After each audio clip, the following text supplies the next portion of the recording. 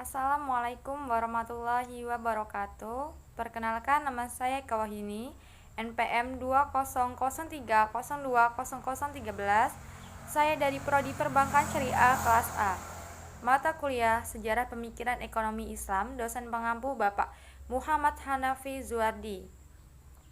Di sini saya akan menjelaskan sedikit tentang pemikiran ekonomi Islam pada masa Bani Abbasiyah.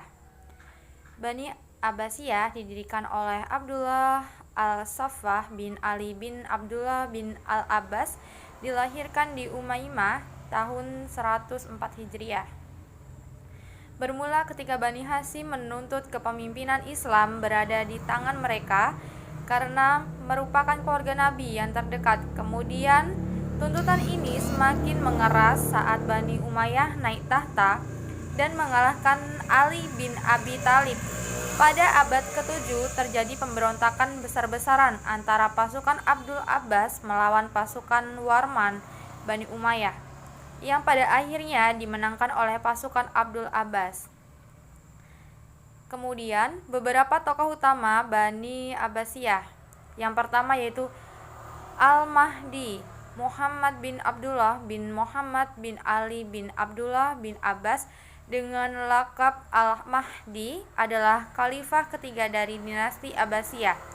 Setelah Abu al-Abbas, Al-Saffah dan Mansur, ia lahir pada tahun 126 Hijriah di Hamimah dekat kota Mekah.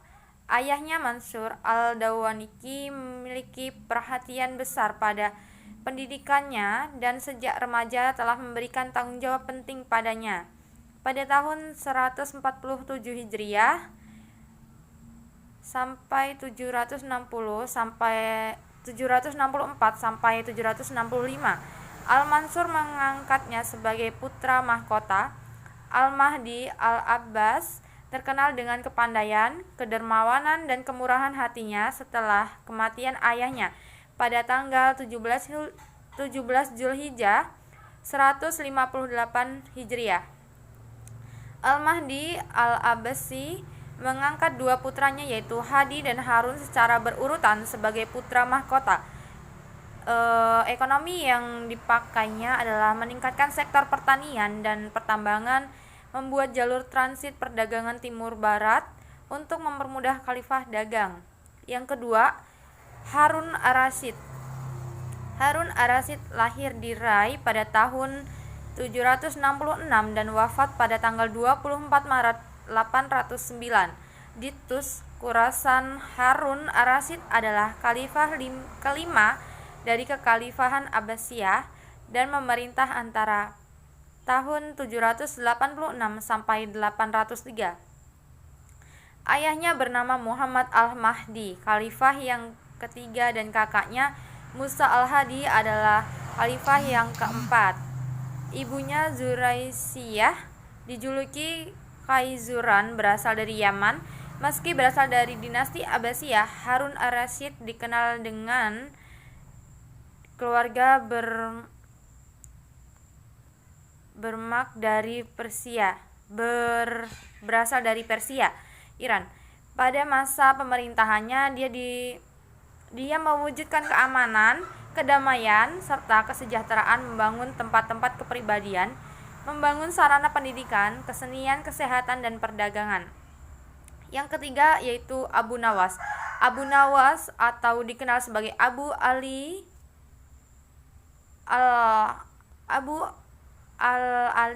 al-Hasan bin Hani al-Hakami atau Abu Nawas adalah seorang pujangga Arab.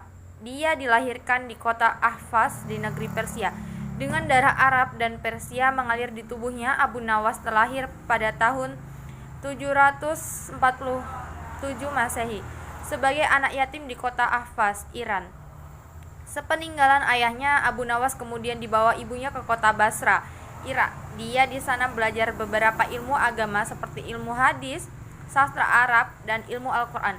Tentang kewakafan Abu Nawas, banyak pihak yang berbeda pendapat. Informasi yang berkaitan dengan kematiannya tidak pasti dan saling bertentangan. Ada yang mengatakan bahwa meninggalnya Abu Nawas terjadi pada tahun 806 Masehi.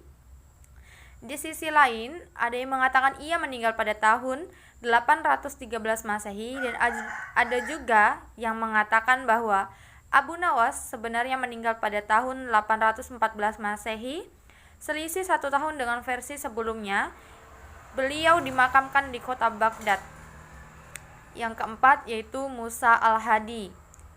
Abu Muhammad Musa bin al-Mahdi al-Hadi dilahirkan di Rai pada tahun 147 Hijriah atau 764 dan meninggal pada tanggal 14 September 786 Hijriah. Musa adalah khalifah Bani Abbasiyah yang ayahnya Al-Mahdi dan memerintah antara tahun 785 sampai pada kematiannya pada tahun 786. Al-Hadi merupakan putra sulung Al-Mahdi. Seperti ayahnya, ia sangat terbuka kepada semua orang di negerinya dan mengizinkan orang awam untuk mengunjunginya di istana Baghdad untuk berbicara dengannya. Terlalu banyak perkembangan yang terjadi masa pemerintahan Musa al-Hadi. Usia pemerintahannya pun itu tidak terlalu lama. Ibunya yang bernama Kaizuran yang masih keturunan Iran dianggap terlalu sering mencampuri urusan pemerintah dan hal ini disenangi oleh khalifah. Yang kelima, Al-Amin. Muhammad bin Harun ar-Rasyid menjabat khalifah ke-6 Daulah Abbasiyah pada usia 24 tahun. Dalam sejarah ia dikenal sebagai Khalifah Al-Amin 809 sampai 813 Masehi. Meninggalnya Harun dianggap sebagai peluang emas bagi Kaisar Nicephorus untuk membatalkan kembali perjanjian damai yang ditawarkan Al-Amin. Sejak pemula, Khalifah Harun sudah berpesan agar penerus tahta kekhalifahannya yaitu Al-Amin adalah Al-Amin dan kemudian Al-Mamun. Menjaga kekompakan mereka, bahkan kesepakatan ini ditulis dan disimpan dalam Ka'bah. Namun Al-Amin begitu naik menjadi khalifah, malah berusaha menggeser Al-Mamun dari jalur seleksi. Inilah yang menjadi penyebab perang saudara kedua putra Harun ar-Rasyid ini. Sejarawan menyebutkan sebagai fitnah keempat dalam tubuh umat Islam. Yang keenam, Al-Mamun ar-Rasyid lahir pada tanggal 14 September 786 Rabiul Awal 170 Hijriah dan meninggal pada tanggal 9 Agustus 833 Hijriah. Bergelar Abu al-Abbas dengan nama asli Abdullah bin ar-Rasyid bin al-Mahdi, adalah seorang khalifah Bani Abbasiyah yang berkuasa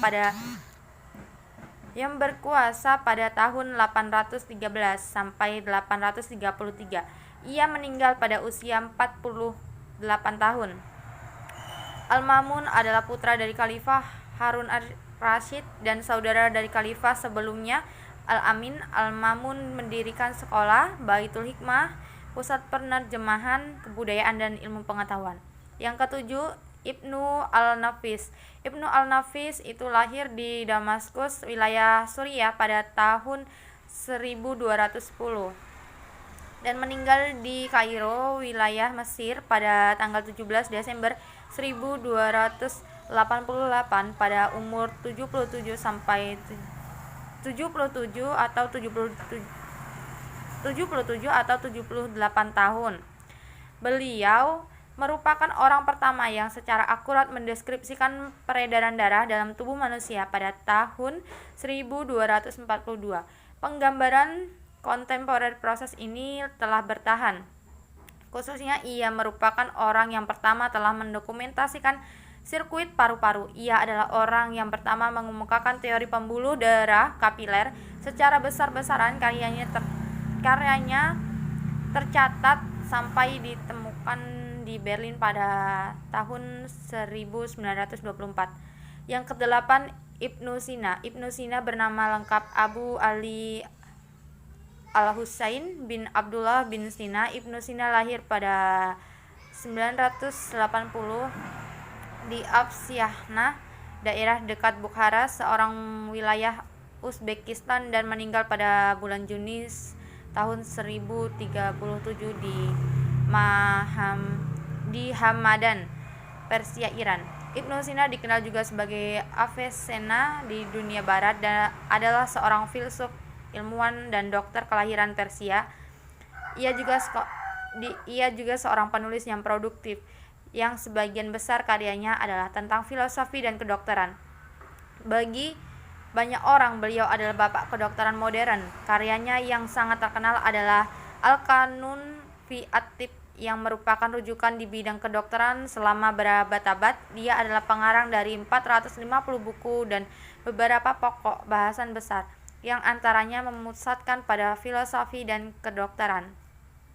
Yang kesembilan, Ibnu Khaldun. Nama lengkap Ibnu Khaldun adalah Abdul Zaid Abdullah Al-Rahman Ibnu Muhammad Ibnu Khaldun Al-Hadrami, lahir pada tanggal 27 Mei 1332 dan wafat pada tanggal 19 Maret 1406 pada usia 73 tahun.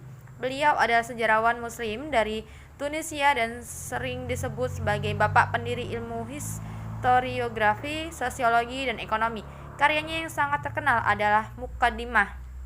Yang ke-10 yaitu Al-Zahrawi Abul Qasim Khalaf Ibnu Al-Abbas Az-Zahrawi atau Al-Zahrawi, dikenal sebagai Abul Qasis, adalah salah satu pakar di bidang kedokteran pada masa Islam abad pertengahan. Karya yang terkenal adalah Al-Tasrif, kumpulan praktik kedokteran yang terdiri atas 30 jilid.